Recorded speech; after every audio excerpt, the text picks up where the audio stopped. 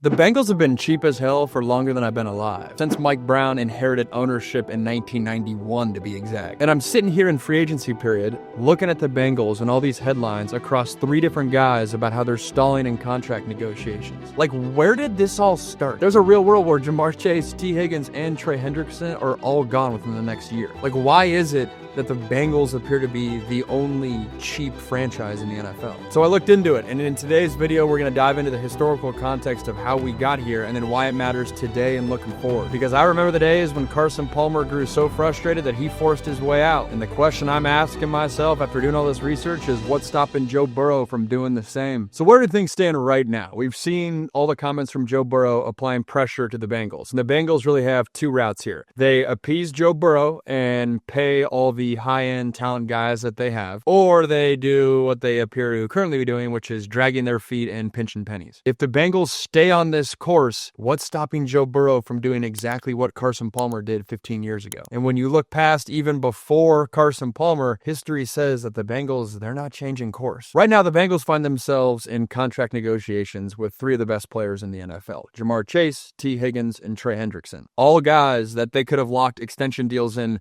much earlier than current date, but they've waited, and then the market has shifted substantially. With Jamar Chase, they exercised his 5th-year option this past season. He did the whole hold-in thing during training camp and then proceeded to lead the NFL in receptions, yards, and receiving touchdowns last year. They've said they intend to make him the highest-paid non-quarterback, which, thanks to Myles Garrett, now puts him in the $40 million per year range. And not only did Myles Garrett shift the market for a guy like Jamar Chase, but shifted it for Trey Hendrickson as well, who had led the NFL in sacks last year. It's kind of a little bit of a ugly stepchild vibe where you have Myles Garrett getting paid in the $40 million range. You got a Max Crosby getting paid, as both guys are like cornerstone franchise guys for their teams. Crosby in the $35.5 million range. And with Trey reportedly seeking $32 to $33 million, on paper, that to me is a good deal for the Bengals. And then with T. Higgins, they franchise tagged him last year at $21.8 million. Doing it again this year at 26.2.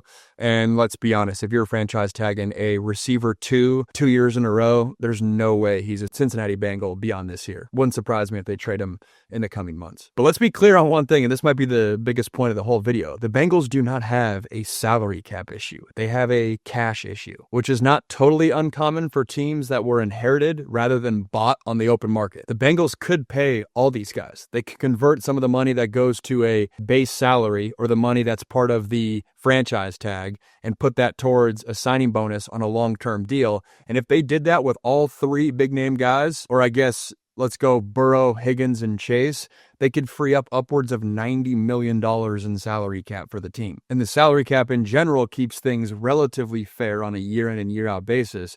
But teams that have lots of dough, like the Philadelphia Eagles, they can convert, again, money to current day signing bonuses rather than part of the base salary and push cap costs into the future, and we'll deal with it down the line. Instead, the Bengals aren't rolling in the dough, so they go on the low cash spending side, which again is a theme for teams that are inherited rather than teams that are bought. For me, this whole narrative started with Carson Palmer. I grew up in Seattle. I was just an NFL fan in general, but I was aware of the connotation that the Bengals were a cheap organization. And they're really, even today, I feel like they're the only team that gets that label. And so when you look at what happened with Carson Palmer's timeline, drafted in 2003, number 1 overall pick. They lost in the wild card game in 2005 and then 2009. And then in 2010, after a 4-12 season, that's where the tension started to boil over. Then in January of 2011, start of that offseason, Carson Palmer demands to be traded, or he says, I'll retire. March of that year, Carson Palmer digs in even further and says, there's no way I'm even stepping foot in that stadium again. 3 weeks later, at the owners' meetings, Mike Brown reiterates, we're not trading Carson Palmer. The next month, they draft Andy Dalton in the 2nd round. Then there's a lockout that summer, and then when it ends, July 29th, they put Carson Palmer on the reserve did not report list. And the owner says, it's kind of savage.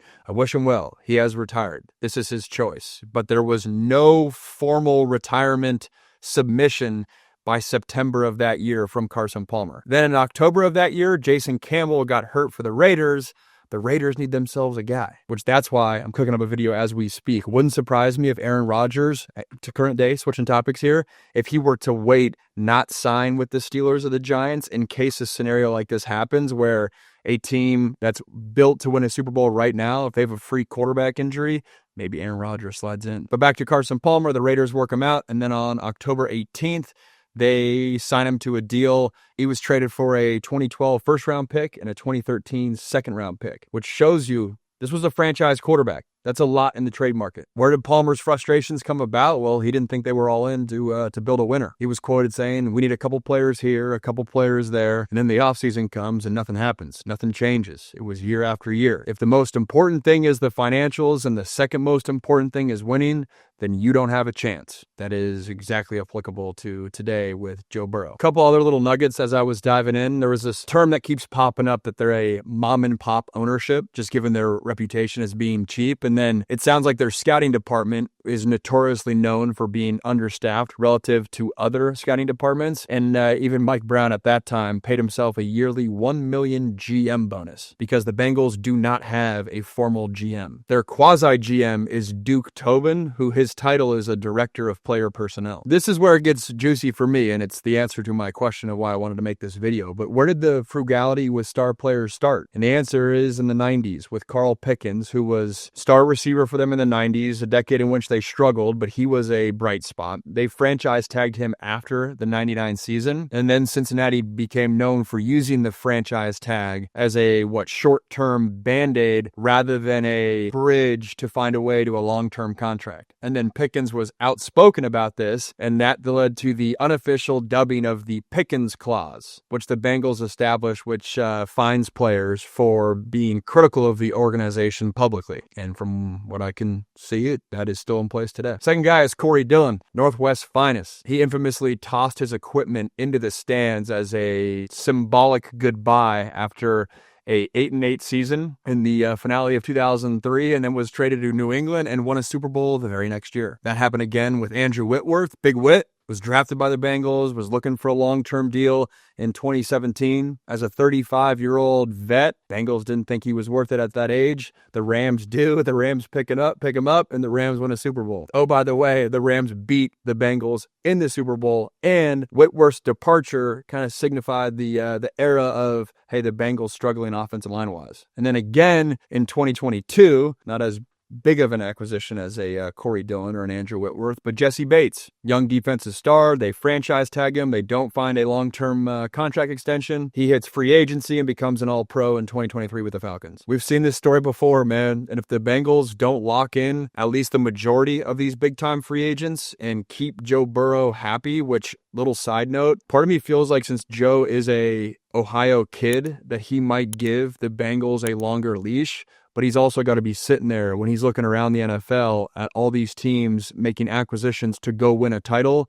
And his team is not only making not proactive decisions, but they have got homegrown guys right in their pocket that they're not willing to extend. We've seen this story before. But the thing is, we also have seen Mike Brown's track record, and he's no stranger to sitting in the controversy. In 1995, he threatened to move the team to Baltimore if the city did not fund a new stadium for him. Some have called that the single most lopsided stadium deal. Speaking of facilities, it was only recently that the Bengals got an indoor practice facility. And we're not talking about the Los Angeles Rams in Southern California. We're talking about the Bengals, who are practicing in freezing cold weather for 3 months out of the year, just recently got an indoor facility. Over the years, he's missed on big-time free agent opportunities. Most famous one from what I researched was Warren Sapp. After he left the Bucs, before he went to the Raiders, Warren Sapp's agent, Drew Rosenhaus, said that they were in a matter of hours to getting Warren Sapp. But they were debating over incentive monies versus guaranteed monies. They're known for their cost-cutting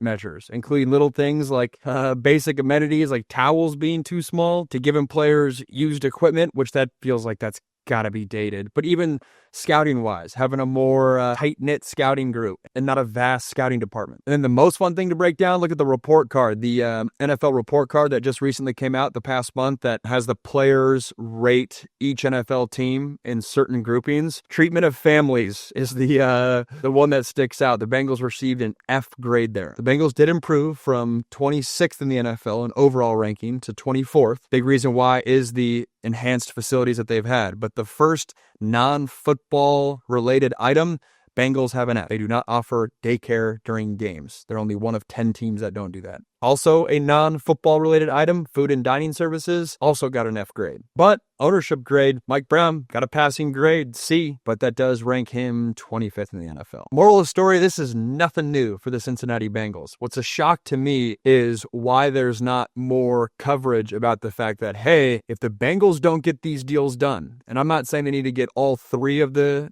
big contracts done, but I think they got to get 2 of the 3. And if they don't, why are we not talking more about the fact that Joe Burrow might be walking away from the Bengals and a top 5 quarterback in the NFL could be available in the immediate term when there are a lot of franchises across the NFL that are in the market for a quarterback like we've talked about all draft season long. I'm not saying that's going to happen this offseason, but I'm saying we're on a path to this happening if something doesn't change for the Bengals. And if Joe Burrow didn't grow up in the state of Ohio, has me thinking, if he's a West Coast kid, if he grew up in Seattle, Washington, has me thinking, would he be giving the Bengals this much a leash or this much leeway when he is in his prime? And guys that have comparable legacies to him at current date, their franchises are all in. If you guys like this video, hit that like button down below. It means a lot. Coming out with football content every single day, so subscribe to the channel as well. And I'll see you next time. Thanks, guys.